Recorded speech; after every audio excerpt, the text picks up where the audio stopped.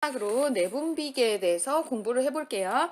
내분비계는요, 내분비계는 여기에 보시면 이제 내분비의 정상 구조와 기능이 나와 있고요. 뇌하수체, 갑상샘, 부갑상샘, 부신, 췌장, 정소, 난소 이렇게 나와 있는데 여기서 하이라이트는 여기 췌장입니다. 췌장.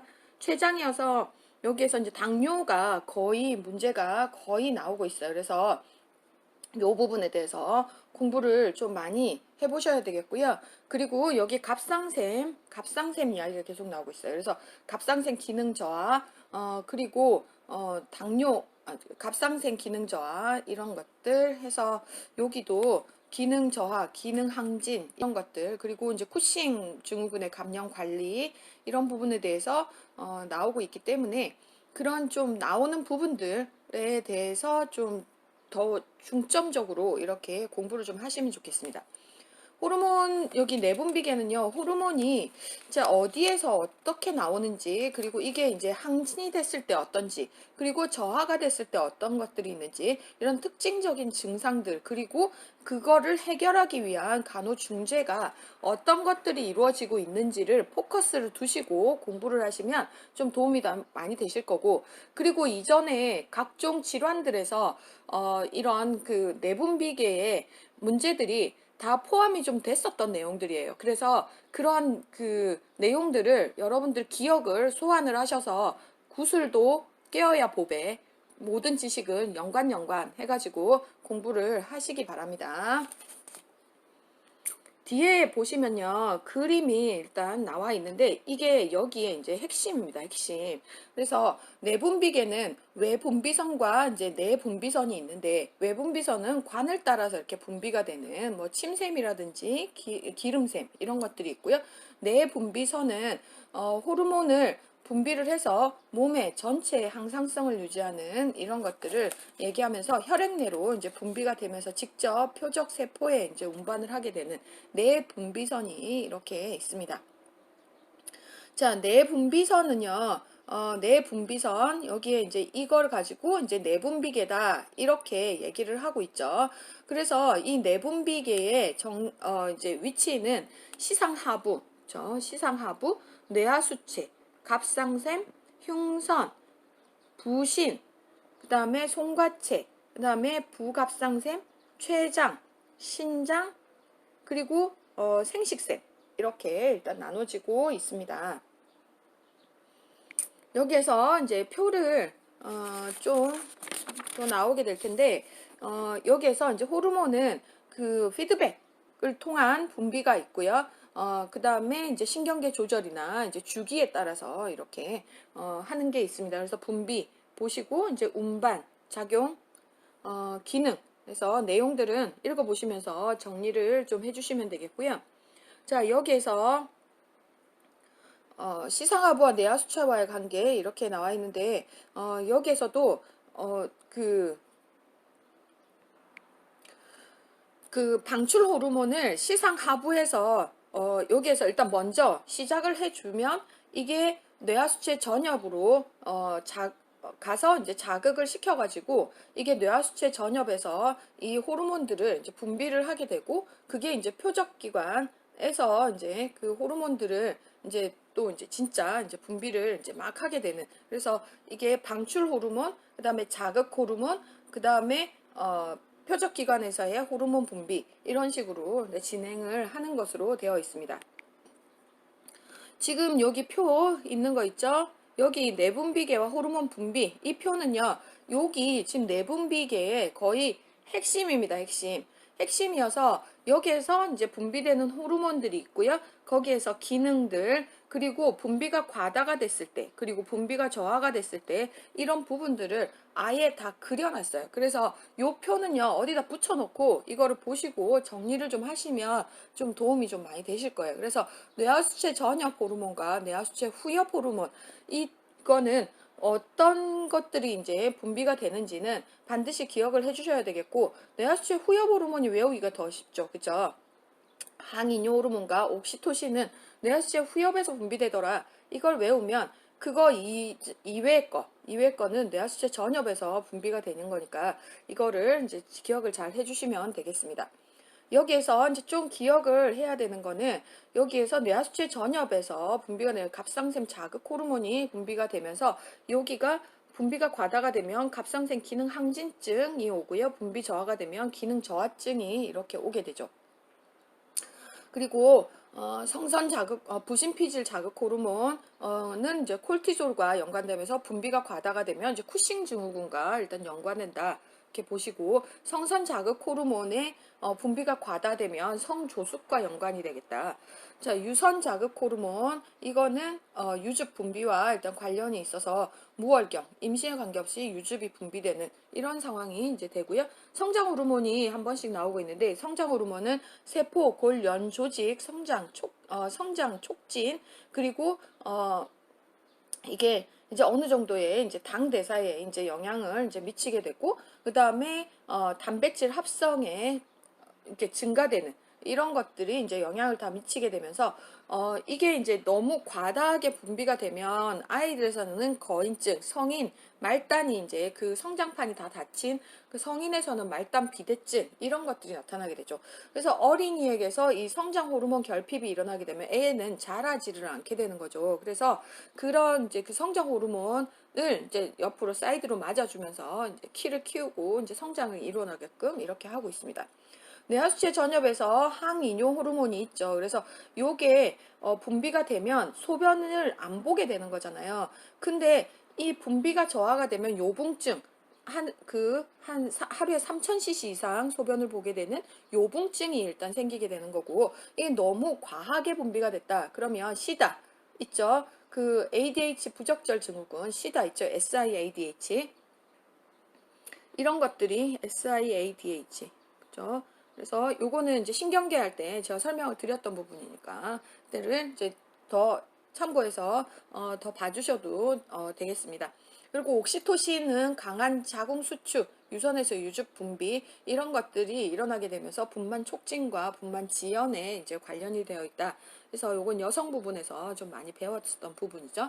자, 갑상선 소포에서는 T3, T4가 일단 되면서 여기에 갑상샘에 이제 T3, T4가 만약에 이제 분비가 이제 과다돼서 이 호르몬이 과다하게 이제 생긴다면 이게 분비가 된다면 기초 대사량이 굉장히 좀 증가가 되면서요. 우리가 이 분비 과다일 때 나오는 병 이름이 그레이브스 병이다 해서 눈 튀어나오고 뭐 이렇게 그 갑상샘 항진증에서 보이는 그 얼굴 모양들 이런 것들 이제 보이는 그런 이제 그레이브스병이 있고요. 분비 저하가 된다. 이렇게 되면 크레틴병, 점액수종 이렇게 나와 있는데 우린 성인이니까요. 점액수종 요거를 이제 기준으로 이제 공부를 하시면 되겠습니다.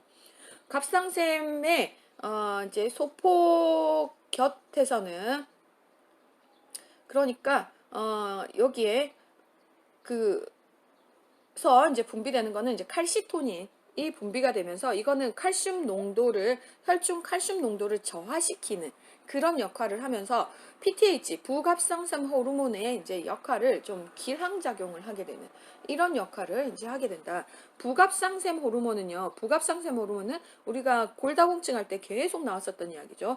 혈중의 칼슘 농도를 증가시키는 역할을 하게 된다. 이거는 이제 설명을 많이 드렸던 부분이니까 아신다 생각하고 자세한 설명은 하지 않도록 하겠습니다. 자, 부신피질 호르몬은요. 부신피질 호르몬은 여기에서는 알도스테론과 콜티졸, 그 다음에 안드로젠 이런 것들이 이제 분비가 되는데 우리가 관련된 거는 그 안드로젠 같은 콜티졸 같은 경우에는 당질 대사, 지방 대사, 단백질 대사 이런 것들이 이제 생기고 그리고 이거는 이제 스테로이드잖아요. 그렇게 하다 보니까 분비가 과다되면 이제 쿠싱 증후군이 좀 생기게 되는 이런 게 있고 그다음에 분비가 저하가 되면 분비가 부신피질에서 이런 이제 분비가 저하가 되면 에디슨병이라고 해서 이런 것들이 이제 생기게 되는 것을 이제 정리를 하실 수가 있겠죠. 자, 그리고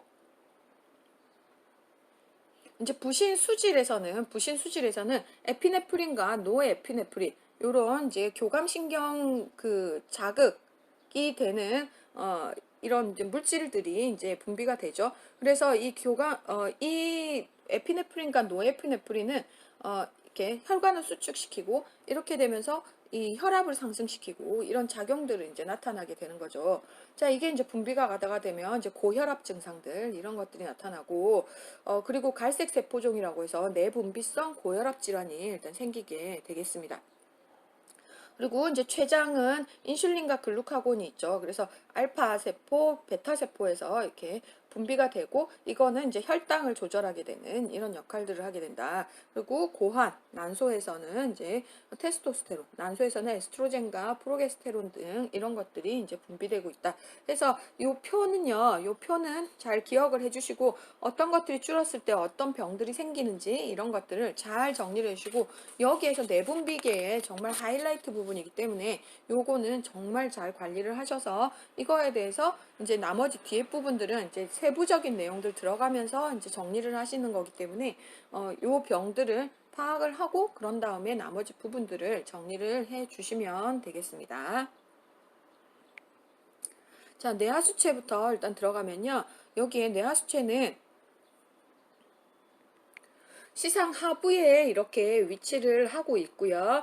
여기에 뇌하수체 전엽과 뇌하수체 후엽에서 이렇게 호르몬들을 분비를 하고 있습니다. 뇌하수체 전엽은 호르몬들이 좀 더 분비가 많이 되고 있기 때문에 사이즈가 후엽보다는 조금 더 큰 사이즈로 이렇게 되고 있는 것을 좀 볼 수가 있습니다. 정말 콩알만큼 정말 작은 뇌하수체이지만 정말 우리 몸에 미치는 영향은 정말 막강하죠, 그죠? 막강하게 이렇게 영향을 미치고 있고요. 이게 뇌하수체의 이 그 전엽과 후엽으로 나눠서 이거에 대한 이제 그 증상들 이런 것들을 보고요. 만약에 뇌하수체에 종양이 생겼거나 뭐 이렇게 돼서 뭐 이게 막 과하게 이렇게 뭔가 분비가 되고 뭔가 그 호르몬 회한 조절 기전이 제대로 되지 않는다면 이거는 이제 수술을 통해 가지고 제거를 하는 이런 것들도 하고 있습니다. 그래서 뇌하수체 전엽에 이제 장애가 생겼다 이렇게 되면 보통 대부분은 이제 이렇게 뇌하수체 선종 이런 것들이 이제 원인이 좀 많이 되고 있어가지고요.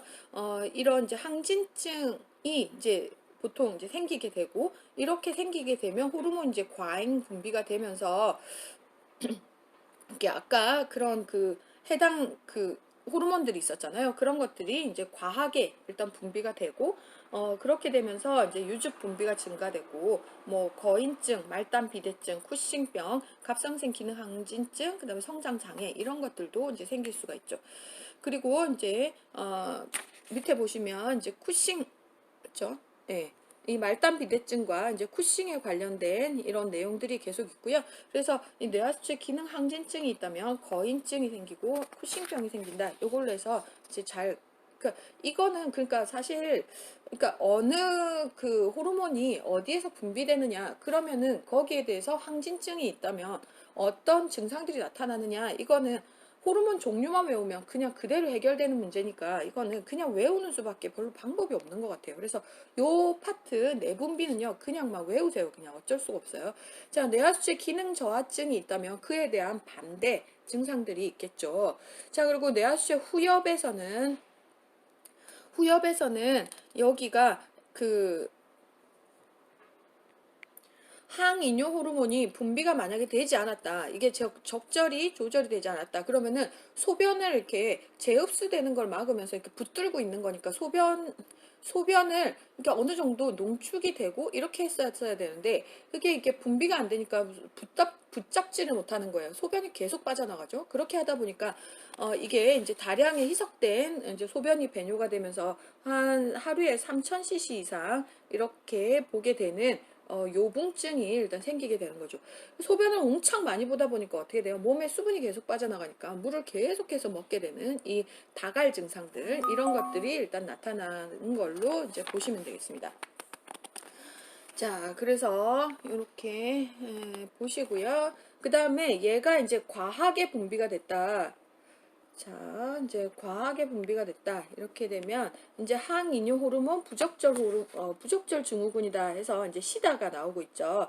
그래서 이 SIADH 이 시다는 항이뇨 호르몬이 과다 분비가 됐기 때문에 수분을 많이 가지고 있죠. 그러니까 세포 내에 하이포나트레미아 증상, 그러니까 저나트륨 혈증 증상이 일단 나타나게 되죠. 그래서 수분 축적이 되면서 물, 워터 톡시시티, 몸에 이제 이렇게 이런 이제 증상들이 나타나게 되는 거죠. 이렇게 하다 보니까 이제 이제 뭐 경련을 한다든지 이런 증상들을 이제 보이게 되면서 우리가 고장에게 이제 그 셀라인을 이제 주게 되는데, 그거는 3% NaCl. 그래서 우리가 왜 그냥 생리식염수는 0.9%이잖아요. 근데 요건 이제 3% 이제 줘가지고요. 이게 여기에 이제 혈중에 하이포나트레미아를 좀 교정을 좀 볼 수 있도록 소금물을 타주는 거예요. 자, 3%는 이거는 이제 소금물의 이제 그 바닷물 농도랑 거의 비슷하죠. 그래서 3%. 이렇게 하고, 환자가 이제 혼수나 경련이 있을 수 있기 때문에 안전한 환경을 이제 제공해야 되겠다. 그리고 소변이 안 나오고 계속 호르몬의 영향으로 물을 계속 붙들고 있기 때문에 물을 계속 주면 더 환자가 이제 심각해지잖아요. 그래서 수분 섭취량을 굉장히 제한을 합니다. 그래서 나가는 소변량 플러스 500에 맞춰가지고 이렇게 제한을 거의 해주고 있는, 그래서 이것도 물도 굉장히 이제 조절을 이제 많이 해야 되는 그런 거죠. 그래서 SIADH 보시고요. 자, 내하수체 절제술은 이렇게 경저평동 내하수체 절제술로 해서 이렇게 되는데, 내하수체 절제를 이렇게 코를 통해서 들어가서 여기 내하수체가 거의 우리가 이렇게 머리를 이렇게 봤을 때 요 코가 요쪽에 있다. 그러면 귀가 여기 있겠죠.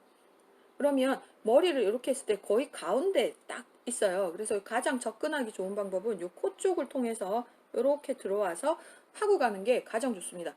뭐 어디를 머리를 딸 거예요. 그죠? 그러니까 코 쪽을 이제 들어와서 이렇게 하면 좋고요. 그렇게 하다 보니까 이게 뇌 수술이잖아요. 이것도 그렇게 하다 보니까 이게 이제 이게 뭐 이 콧물이 흐르거나 이런 이제 CSF가 이렇게 배출이 좀 될 수가 있어요. 그래서 이런 이게 이게 CSF가 아닌지를 이제 보셔야 되는데, 이게 이제 당이 이제 검출돼 우리가 이렇게 받쳐봤을 때, 그때 왜 이 뇌 손상 있을 때 우리 이렇게 외상 있을 때 그때도 콧물이 이렇게 나왔을 때 꺼즈에다가 이렇게 딱 떨어뜨려 보면 확 이렇게 퍼지는 그런 것들 좀 보셨죠? 그리고 거기서 이제 당 이런 것들이 검출되면 이제 CSF다 이렇게 해서 콧물이 흐르는 분비물의 양과 이제 질을 사정을 이제 하셔야 되겠다. 자, 그리고 체위는 이제 머리 수술이니까 30도 이상 이렇게 체위를 하시고, 두개 내압 상승 증상 이런 것들 잘 관찰하시고, 코 쪽으로 이제 했고, 그 다음에 두개 내압도 상승이 되고 이러기 때문에 수술 후에 기침, 재채기, 코풀기 이런 것들 다 삼가해 주셔야 되겠어요. 그리고 호르몬 분비 저하로 인한 징후들 다 관찰해 주시고요. 뇌 수술 후 합병증으로 생기는 뇌막염 등 이런 증상들을 다 관찰을 해 주셔야 되겠습니다. 자, 두통 완화시켜 주셔야 되겠고요. 일생 동안 호르몬 대치요법을 이제 시행을 해야 되겠다. 그래서 자가 투여 방법 이런 것들을 잘 교육을 해 주셔야 하겠습니다. 네, 잠깐 쉬었다가 갑상샘 연결해서 진행을 하도록 하겠습니다.